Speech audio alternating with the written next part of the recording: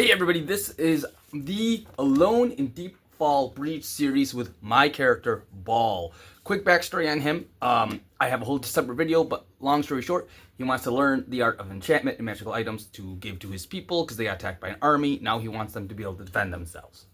That is why he's in the Misty Vale. Like I said, I have a whole intro video on him if you want to watch that. Now, Alone in Deepfall Breach is going to be a solo adventure through through a pretty linear story, but it has certain ways it's going to be different each time you play it. I played through it with a couple characters. I'm excited to get going on this. My original intro I don't know what happened. It's just gone. So making this one. So yeah, I'll be using the Alone in Deepfall Breach. All of the tables in it, I'll be using the basic playmat on it, just to show people that you don't need a bunch of fancy stuff. You don't even need to buy, like, I highly recommend if you want to buy a map book, get it, but you don't need it. Theater of the mind, all that kind of good stuff. Like I said, my original intro got destroyed somehow, deleted, whatever. So here's this one. All right, let's get playing. Welcome back to the channel. We are starting Alone in Deepfall Breach, a solo adventure for Dragonbane RPG from Free League. This is our character, Ball. I have his whole backstory and stats and everything on a different video. You can go watch that if that intrigues you. We are going to hop into the solo adventure. So in each of these, there's a threat. I like the threat system in this game. This will be our threat meter. If it advances to 6, something bad happens. For instance, threat. A trio of goblin scouts plunder the breach, looting ancient crypts and robbing any who wander across their path. When the threat triggers, they spring an ambush. Now, we know that. Ball does not. What he does know is this briefing from Engulfer. A sloping corridor carries you into the oppressive depths of the breach. Tread softly, lest you wake the creatures of fang and wing nesting within the cracks and hollows of this ancient passage. So, I like to picture it like this, and this is kind of where Theater of the Mind comes in. I'm going to be using very basics. This is the mat that comes with it. It's two-sided. It has this kind of like stone and this kind of more grassy playing field. I want to use just this, at least for this episode. I don't want to use like the big book of battle maps or anything. I want to show that if all you have is the core set. Now, granted, if you have the core set, you can't place a frogkin. But if all you have is the core set, you have everything you need. And that's why I want to showcase. So, let's begin. I like to picture this sloping corridor as a deep, dank, musty smelling cavern with what looks like just jutting rocks out against the sides, almost as if nature itself is daring you to keep your back against the wall and kind of get all the way down into this oppressing darkness. We have light shining in now, so we don't technically need a torch yet. We'll see what happens. Now, our warning was to tread softly lest we wake creatures of fang and wing. This is what I'm going to say. My character is bad at sneaking. Our character is bad at sneaking. He only has a skill of 6. So we need a 6 or under on this roll, because it's so unlikely. If we succeed, it's going to be a pretty big success. If we fail, we have to see by how much we fail by to see exactly what happens. So, a core rule of the game when you play by yourself is failure cannot stop the game. It's not like we failed to sneak, the monsters attacked us, and we died. That's it.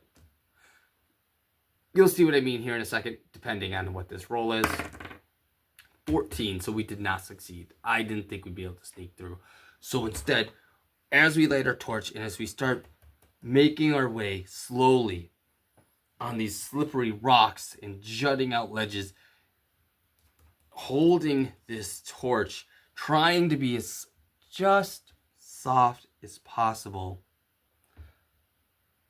all of a sudden, because we failed pretty harshly. 14 is much bigger than 6, if you didn't know. A rock slips and stumbles and echoes down the way. And we quickly put out our torch, sit in silence, and listen. And now here's my question. And I thought about this. Wake the creatures of Fang and Wing. Does that mean these creatures all have fangs and wings? Or does it mean there's creatures of Fang and then creatures of Wing? Let's consult the Oracle. What kind... Now, the most basic Oracle table is very, very simple. It's a D6. In this case, we're doing yes and no. Is there multiple enemies or is there a singular enemy? 1 through 3 being multiple enemies. 4, 5, and 6 being singular enemy. Ooh, multiple enemies. So, fangs. There's a few creatures of Fang and there's creatures of Wing. And as we're going down this corridor and we continue to slowly make our way down, because again, we can't move, we're not moving very fast. All of a sudden we hear movement in the darkness. Now we still have our torch out. We lit out one of our torches. Now I got one more just in case. But as we hear these wings, and again, at this point, we're still so far up, the light is allowing us to see. So we hear wings and we hear other movement as well. Do we think these creatures are going to be large or are they going to be a bunch of small creatures? 1 through 3 is looking like small and moderate. 4, 5, and 6, large to immense. See what happens. Are these small or large creatures? 6, immense. We got big multiple creatures of Fang and of Wing in here. I already have ideas of what they're going to be. So, all of a sudden we hear rumbling in this cavern. It starts to shake. Now, people don't generally like to come into this place. And as it's going and shaking and moving, we all of a sudden see eyes staring at us from the bottom, almost daring us to take another step. Now, do we go down further towards these eyes? I know we have to, right? Technically. Or do we see another way? Our character does have a 14 in the skill of spot hidden. Do we see another way other than these giant eyes staring at us? We do. As we quickly scan the area, we see across the way a small crevice that we could jump and roll into. We are a frogkin. We do have the leap ability. So we see this cavern across from us. We can try to leap over to it. Hopefully whatever eyes are staring at these immense, menacing eyes that are staring at us doesn't try to attack us, though it probably will. Let's find out. We are going to use our leap ability. As I thought, the leap ability allows us to move horizontally, the same as our movement distance, 12 meters, or vertically, half of that, so 6 meters. However, as this is a sloping corridor, we are jumping down and across, trying to roll, essentially, into this cavern. So I will use my leap ability, taking the willpower points for it, to try and leap. 2, 4, 6, 8, 10, 12. We are trying to leap over and roll in to this crevice. Now, this is what I'll say. We make the leap. We're a frockin'. We jump and we hit. Now, can we roll and get into this small space? That seems kind of hard considering it's a cavern. There's a giant pair of eyes staring at us. Fangs we can see glimmering in the darkness, and we still don't know about the wings. Will it come into play? I don't know. Let's roll acrobatics, 12 or less. We do succeed, and we roll into this cavern, and as we do, we see a giant gaping maw try to snap at us. We're in this cavern. The maw snaps at us, and we see eyes looking into us as we see a giant lindworm go back in to the depths. I'll show a picture of a lindworm here. So, luckily, that could have ended worse for us, for sure. We are now going to start the next waypoint in this, which is the charred tomb. Okay, so as we roll into this cavern, we light our torch and we make our way through.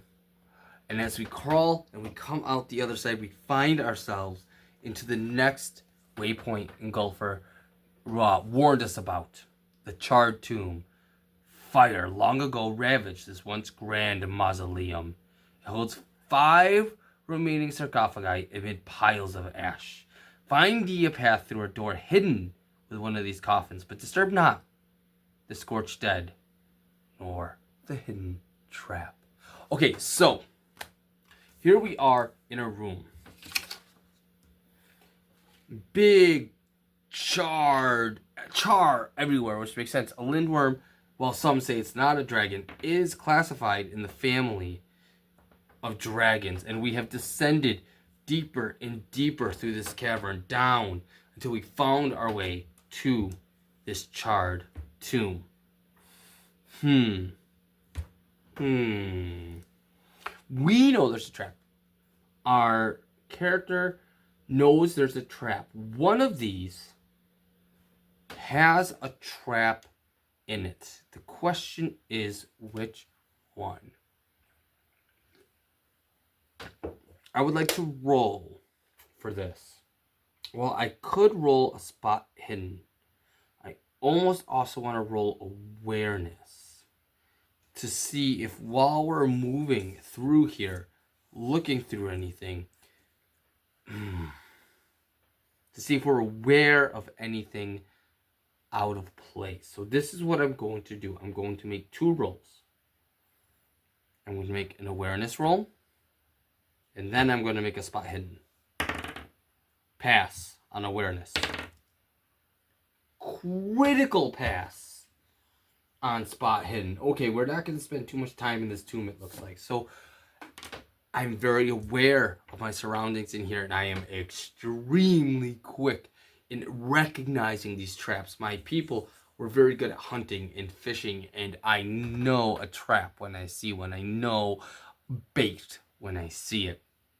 And I noticed that one of these sarcophagi is just a little more untouched than the others, as if no one messed with it in a while. But the others all have marks and just slight movement as if someone opened them. And as if someone messed with them. And I have a very good indication, very good, of where the passage is. I go over and I open it up, and there, and behold, is a passage down into the depths. It didn't take me very much time at all. I did critically succeed. I was going to advance the threat meter with the goblins, but I critically succeeded in the spot hidden. I was very aware of my surroundings to make sure I didn't trip or fall or do anything. So I am going to say this area we got through pretty quick. So far we got past that big lintworm. We got past these charred ruins. We did not disturb the dead. We didn't open the trap. We didn't try and, whatever that would have been. We were able to find the passage and get through it. And that's kind of fun, because now we get to one of my favorite parts about the solo campaign and the way they do it. And that's the unknown waypoints. With this, there's a chart in here we're going to roll. So as we go down this staircase, where do we end up? Unfortunately, Engulfer's eye can't see everything. So what didn't it see? So what we do is we roll a d20 on the area table down below. 19. Where do we find ourselves? A Vale temple. I don't think I've gotten that one yet. A Vale temple is where we end up. Makes sense. Hidden in, a bunch of sarcophagi. Then roll a d4 that many times on the location details table. So roll a d4, 3. So I will roll 3 things we will encounter in here. We will encounter contents, danger, and more contents. Contents. No, 2 contents and a danger. So we roll a d20 twice for contents and once for danger. Let's do the contents first. 12. Moldering tapestries in this vile temple. Flaming braziers. So somehow these braziers are still flaming after centuries of being abandoned with these molding, musty tapestries. As if maybe someone's been here recently. And then danger. Crumbling terrain. So here we are inside this vile temple. We feel old, evil magic at work. Now my character, as a spell weaver, does have some decent magic ability so he can sense these energies in the room. This old, vile, magical energies. He sees these old, moldy tapestries on the walls, dictating stories of we'll say demons and dragons. Very much the core of the basics of this game. Like, the whole thing is demons and dragons had wars in the past, and that kind of shaped the whole world. So we see depictions of these ancient battles and these ancient mages and demons and dragons and warriors. But all the braziers on the wall are just aflame somehow. Maybe someone's been here. We don't know.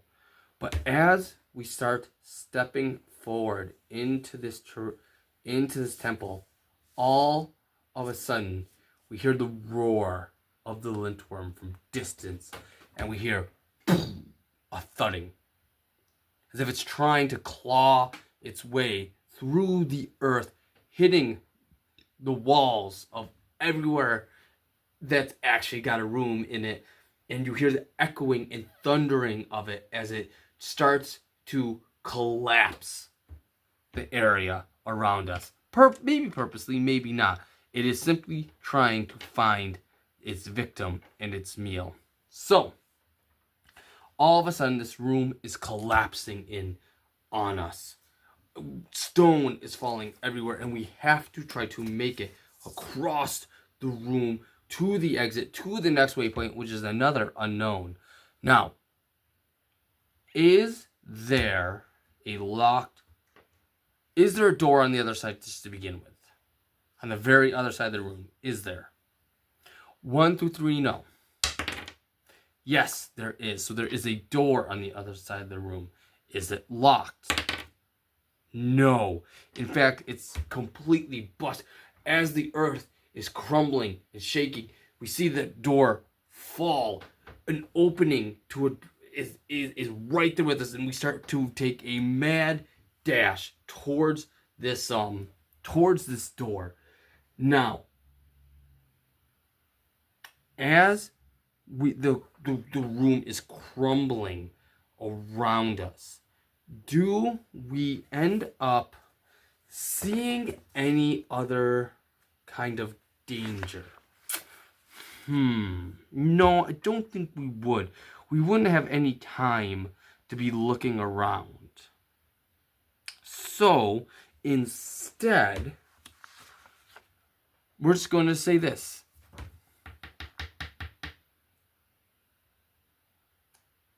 how badly is this room crumbling? Is it just like some dust in our eyes kind of blocking our way? Or is it just absolutely falling apart at the hinges? We'll roll on the scale fortune chart for this. Let's see if I can show this.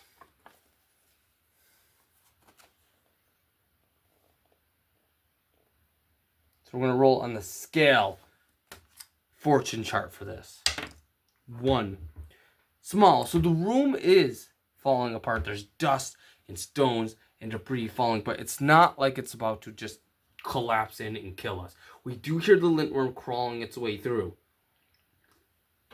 And we will say at this point, with all the dust, it takes us a little bit to find our way. We know the door's there, but we got to shield our eyes. We use our shield. We run. We take a sprint forward. We don't look for anything else, but it does take a little bit longer by the end of all of this.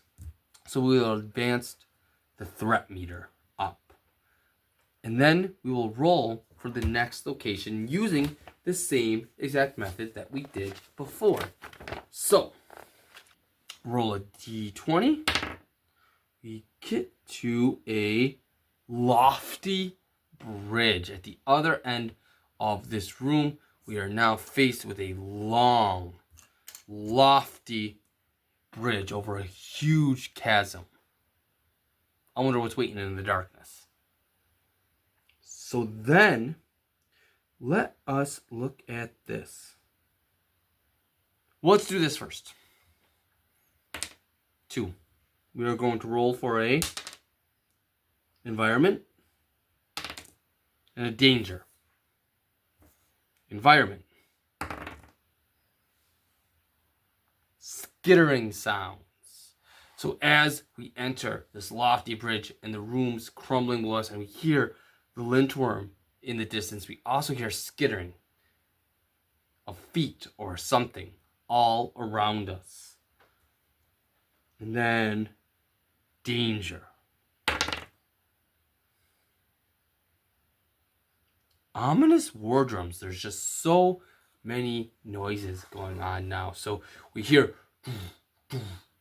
the beating of drums, the roar of the Lindworm, all these skittering sounds all around us as we are on this tall bridge descending into the darkness. The braziers behind us are no longer lighting the way. We have to light our torch so that we can see. And we have to try and make it across this bridge. With all these noises going on, it has to be pretty disorientating. Dust is kind of billowing out from behind us. We do have our torch, but I am going to say this with a bane because we are so just disoriented from everything going on. I am going to roll against our acrobatics, which is the 12, to see. Oh, should have taken that. To see if we make it across this bridge unharmed. And we do. A 3 is a pretty good success. We're getting very lucky tonight. So, as we go across this bridge, all of these sounds go just are bellowing in our ears, and we just want to get to our destination, to Gorham, to where we have to go. You know what we're going to do? Because there's these skittering sounds, do we get attacked by another enemy? 1 to 3 is no. We do. So as we hear these skittering sounds and we start to make it a little more than halfway across this bridge, all of a sudden, descending from the ceiling straight behind us, plops a giant spider. And as we turn to face it, we have to make a choice. Are we going to stay and fight this giant spider, or are we going to make it across to the other side. What do we want to do? Either way, let's draw initiative.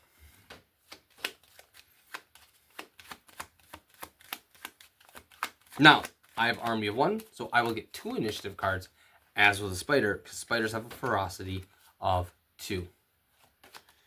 So the spider goes on 10 and 5. I will go on 4 and 8. So I will go first. I can take an action and then a movement. Or a movement and an action. Or move a little bit. Action, move again.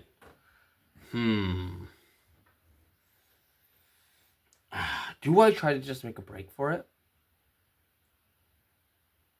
Is there a clear exit? So on the other side of the bridge, what we'll say is that it goes to a narrowing passage, because if I remember correctly, we know what our next waypoint is. And Golfer has briefed us on this. So, and that is true. So, yes, okay. So as we go across this, from the layer to this bridge, from the crumbling sanctum to this bridge, we do know that the fiendish altar the cultists is next. We also know, because it doesn't take a beast lore check to know, spiders, giant spiders, like meat. I'm almost wondering if we can't use this to our advantage. Kind of, hopefully it doesn't get Gorham, but hopefully lead this spider into the fiendish altar and help us against the cultists. If, it decides to do that. It just wants the easiest prey possible. We are not that far. 2, 4, 6, 8, 10, 12. We would need to make a mad dash. We would need to use both our action and our movement to move double our distance, which is 12. And the spider is probably faster than us if it decides, which of course it would, to give chase. So, as we make a mad dash over to the bridge, and it tries to catch us, can we roll an I want to try and roll an evade check on it to see if we can evade it from trying to do anything to us and safely get across this giant bridge and into the sanctum, into the altar. We fail our evade check by 3, which isn't a small amount. So, as we try to escape, and as I use my dash action to get away, we'll say it does kind of lash out at us with its mandible and do D4 damage, 2 damage to us before we actually end up escaping. So here we go. This should be interesting for this next part. So we have made it into the fiendish altar. The cultists take refuge here with their prisoner. My sight cannot gleam their aims, but their blood-stained altar at the center of this chamber has seen countless deaths at the hands of those seeking parley with demonic forces. But I sense fear, hesitation in these cultists. They'll not die needlessly for their cause. Free Gorham from their clutches. So, it's pretty clear these are lower level cultists. They aren't the strongest dudes in the bunch. So, how many are there? How many are there? Let's roll the oracle table to tell us. Shall we? And one thing I like about this oracle table is how simple it really is. There's a few. We'll say 3. Seems like a good number. 3 cultists surrounding Gorham. They're kind of low level, kind of puny minions. We'll have this dude with his dagger ready to do the ritual. This dude, who's just been along for the ride, I suppose.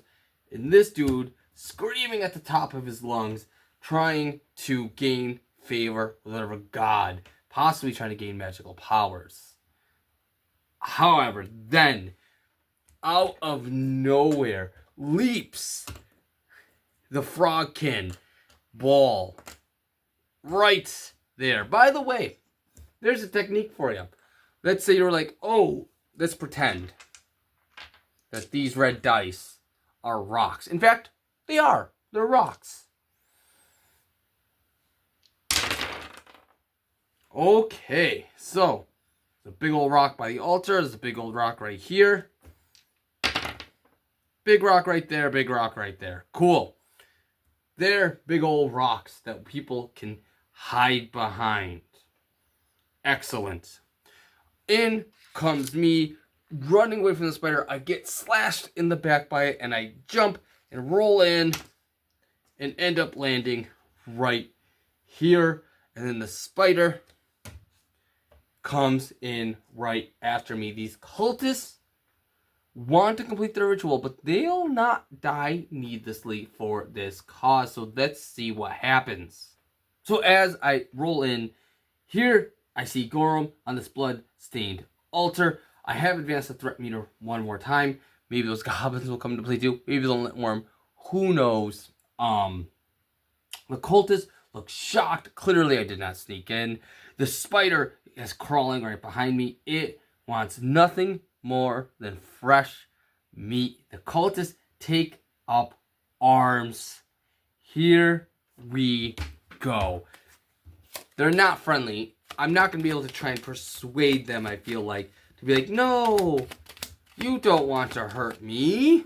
So, that being said, let's look at the spider's initiative, my initiative, their initiative. I'm going to have them all move on one initiative. So, spider moves at 2 and 7. I move at 4 and 6. Cultist moves at 10. The cultist will move last. So, the spider probably sees a smorgasbord. It sees this orc all chained up on this bloodstained altar, which it probably smells the blood. It sees the cultists. It sees, me, the guy, the frog that's been running away from it. I wonder if it likes frog legs. I personally don't. So, what we will say is this. Let's do this. We'll simply sit and let fate of the book decide. Before we roll for the spider, first and foremost, is there another way out of this chamber, hidden or otherwise, other than where we just came in? 1 through 3 is no. No, there isn't. There is only the way we came in, which means the cultists have to get through us and the spider. So, let's see what the spider wants to do. Is 5. Web attack. The spider fixes its numerous eyes on the player character with the highest strength. The next moment, it spits its sticky web at the victim, who must make an evade roll, not an action. On failure, the victim is caught in the web and unable to move. It takes a successful strength roll with a bane. So, a successful strength roll with a bane as an action to break free if you get hit by the web. The best strength. That may not be good because that's probably going to be me. I don't think I would use that against Gorham because Gorham's already tied up. Okay, so the base damage is 14. So actually, they technically have a higher strength than me. With this, probably. With this dude being the boss, being the target. So he's going to roll an evade roll. No bonus roll against a 10. So he has a 50-50 shot if he's going to evade this sticky roll. He does not. He gets hit with the web. and stuck straight in place. And then the spider will move on top of this rock. See if we can balance this or not. We may be better off switching these two. I think that's where that was. He's going to move on top of this rock to get away from anyone who's ready. He's going after his prey. Luckily, that wasn't us, which is good. Okay. These cultists are going to be going after everyone. But that spider web just got him. So what I'm going to do is 2, 4, 6, 8, 10. And my skill is 12. I will use... Oh, I already am down to 9 willpower because I leaped earlier in that first cavern. I am simply... Because the spider's gaze is fixed on these guys. I'm going to hide behind this rock. You can't see it because of his big thorax, but there's a rock right here. I'm going to hide behind this rock and cast Stone Skin at power level 2. Meaning 1, 2, 3, 4 willpower points. I have to roll against... I have to roll against 14. And I get a critical success. Ooh, how do I want to play this out? I could gain double the armor bonus. Which would... We're doing that. We're getting more armor. I will not have this cost no willpower points. Instead, what I'm going to do is normally this would give me 6 defense, 6 armor, which would negate 6 damage that anyone did to me. 12 armor is really rather critical, so I'll cast it at the next level, which is 8. I'm going to be giving me 2 plus armor for this for the same amount. I have 8 armor for this game. Next is the spider again. What does it want to do? 1, the spider serrated mandibles swish through the air like scimitars. The attack with 2d8 slashing damage. Now its movement is 24. It moves in 12. We're going to just do this so people can see it. It's going to try and inflict 2d8 damage. The attack technically automatically hits. It doesn't have to roll for it, but it can, the cultist, at a 50-50 shot, roll for an evade. Why wouldn't he? So this guy won't be able to take an action when it's their turn. He does get it. He does move back and evade away from the spider. Now, when you do this, when you evade, you can move in any direction. If I were to parry, I could move myself and the enemy 2 meters in any direction, each square being 2 meters. So, it'll move itself away, not take any damage, but he cannot move when it's the cultist's turn, so we have to remember that.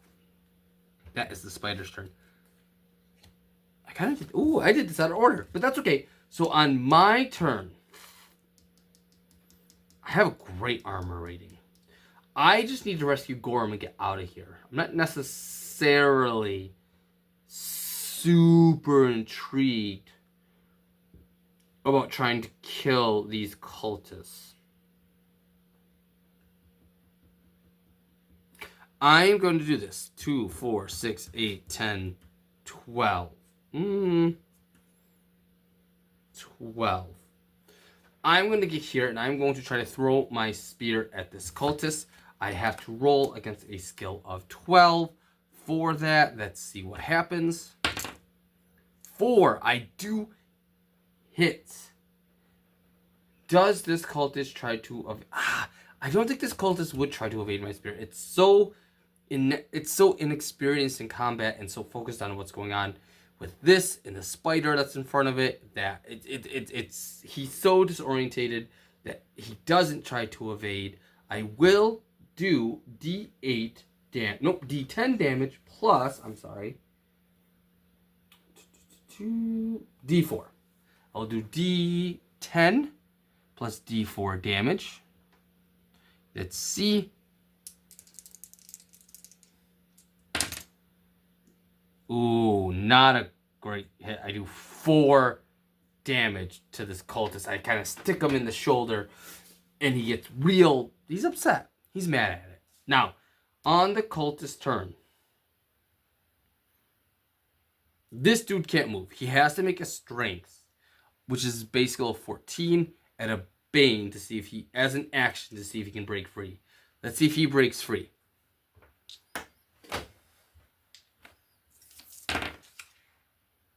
Ooh, he doesn't. So he's stuck. This guy. Because this guy already used his action to evade. He will turn his attention to me since, you know, my spear's in his shoulder. He probably doesn't like that.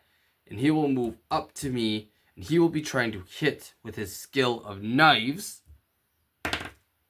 And he does hit me, unfortunately. Now, I do have an armor rating of 8. The knives, if I remember, give me 1 second while I look this up. Because of it, so he does D8 and a D4. He does 7 damage, but stone skin allows, I don't even feel it, clinks off of it. Now because he did no damage to me, my armor was too darn good. His knife that has a durability of 6 has to roll a d20. If it rolls 6 or higher, his knife is broken. His knife shattered against my stone skin. Just came crashing down and smashed as my character just stood there staring him dead in the eye. Let's see what happens next. This is exciting. What am I doing? I have to do all the initiative.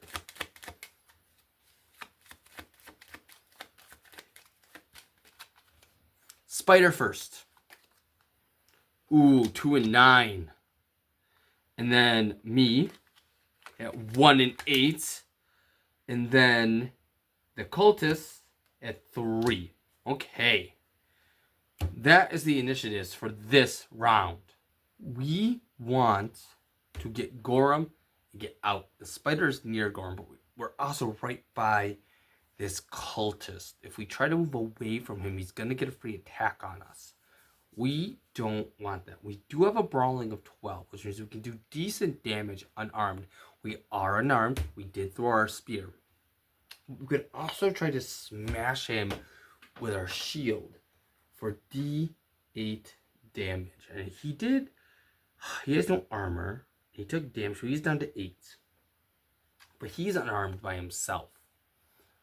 So he's terrified. He has no weapon. A giant spider is killing his people. And he just smashed his knife against a stone frog. I don't really think he's interested in fighting, considering Engulfer told us they won't die needlessly for their cause.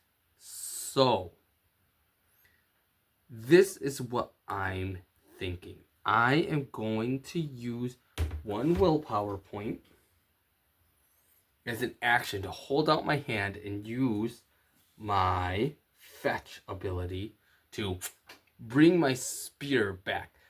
It pierces through his body, back into my hand, and he looks at me terrified and just kind of lets me pass as 2, 4, 6, 8, 10.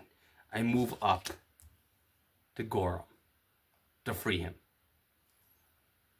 What is next is the spider. 3. Mesmerizing eyes. The monstrous arachnid stares at the player characters with a terrifying multitude of eyes. All victims within 10 meters must make a will roll to resist fear. Fear is bad in this game, so let's see what happens. Let's do us first. So first thing, I think everyone's within 10. Yeah, everyone's within 10. So, willpower. Our willpower is 12. And that's not with a Bane, right? Okay, will roll against 12. Pass. Gorum. Pass. Instead of rolling 3 separate times, let's just roll once for all the cultists. Critically pass. It didn't even come close to affecting them. They've seen, well, they may be new, they may be inexperienced in combat, but they are become suddenly dedicated to their cause. So that was kind of a waste of the spider's turn. Next comes the cultists. Now, while they do have somewhat of a renewed vigor towards their cause, they're still kind of cowards. They're newbies. They're low-level people trying to impress the higher-ups, and they got in over their head. So this guy is going to just start running away. He's going to make a mad dash and leave. He's out of the fray. Good thing we got our spear back. This guy's going to move in, and he's going to try and stab the spider. He does pass a skill check, and he will do a D8 and a D4. He will do 10 damage to the spider. Pretty darn good hit. He thrusts it underneath one of its legs into its thorax, and the spider lets out a shriek and a shrill as it takes that 8 damage. Next comes the leader. He's kind of looking at me and looking at the spider, and he doesn't know what he wants to do. So here's the question. What would he do? Would he run at this point? Or would he help his buddy over there? They're cowards, right? We're going to roll 2d6. Same idea. 1 to 3 is no. 4, 5, 6 is yes. 4, 5, 6 is yes, he will run. And we will do it with a higher roll. The higher roll is still 2, so he doesn't run. So he, this turn, decides not to try and run. Does he attack me, or does he attack the spider? I feel like he would attack the spider. This would give him a boon on his roll of knives, because another player character is within 2 meters of the same enemy. So he does succeed. So then he will do D8 and then D4. The spider has a base chance of 15 or less to evade, and it critically fails. So it will actually not evade at all. It will lose its turn, and it's going to take double damage of what's shown here. 8, 16. Oh my goodness. So it's down to 12 health. These cultists are doing really good against it. Okay. On my turn, I use my spear, and I will roll a sleight of hand, actually, to try and untie Gorum so I don't accidentally hurt him. Ooh, and I fail. So while I don't necessarily get it done right away, I have this hard time with this knot, and I end up using my spear to cut it. It does take a little longer. While, of course, me freeing him, he now understands that, you know, we're probably on the same side. I don't get another movement action, and neither does he, since I failed the roll.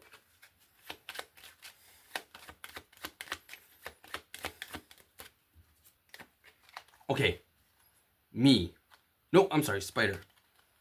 1 and 5. Me. 6 and 9. Cultist. 7. Gorum. 10. Yeesh. Okay. Mandibles. Okay, so it will... The spider will turn its attention to the one that did the most damage to it. It will do 2d8 8 slashing damage. First, let's roll evade. 50-50 shot on the cultist to evade. He does not. He takes 2d8 slashing damage. 6 and 5 is 11. He's down to 1 HP. And by the way, in case you're wondering, I'm using the DM screen to quickly generate NPCs. So he's down to 1 HP. The spider really can't move anywhere because it'll get 2 free attacks against it. On my turn, I yell at Gorum, we got to get the out of here. And I make a mad dash. 2, 4, 6, 8, 10, 12, 14, 16, 18, 20, 22, 24. So I just make a mad dash to the door. Say, yell, get the hell out of there. What are you doing, you great fool? Spider's turn. 3, by the way. So it once again will do mesmerizing eyes. Ooh, this actually could really suck. This could really suck. We're just going to do 50-50 shot for everybody. Everybody gets a 50-50 shot. I'm not within meters. So let's do cultists together. Cultists. Pass. Gorum. Critically passes. It doesn't. He is so pissed about, so mad about everything that's happened. He doesn't even come close to being paralyzed by these cultists. Now, this dude's terrified. He's pretty much dead. This dude would run away from the spider, but the spider would get a free attack on him. So he's with a boon, because again, we got 2 cultists against this guy. Passes on his dagger. The spider only has 12 hit points left. D8, D4. He does 3 damage against it. 3 damage against the spider. Oh, man. The spider has 9 hit points left. What a terrible, terrible turn for him. This dude, he's down to 1. He's terrified. He's begging Gorum to help him, but Gorum's not going to help him. Gorum's pissed at this dude. In fact, Gorum, for flavor's sake, kicks him into the spider. Now, can he turn around and do slashing damage? He will do damage with his knife at a bane, but you would normally get a boon, so normal. He hits, he turns, he slashes. 4 and 6. The spider's at 3 health. He splashes against the mandibles as they come closing in on him. The spider reels up in pain. Now, it goes to me. I will choose to wait. I will wait and switch with Gorum so that Gorum can get the hell out of there. 2, 4, 6, 8, 10. 2, 4, 6, 8, 10. He makes a mad dash towards me. And then on my turn, I will help Gorum. I will say, let's go. I will move in, grab him, pull him along. And with that, we will say we exit. We hear the remaining battle of the spider and the cultist. The cultist gang in on the spider, killing it. But we have escaped.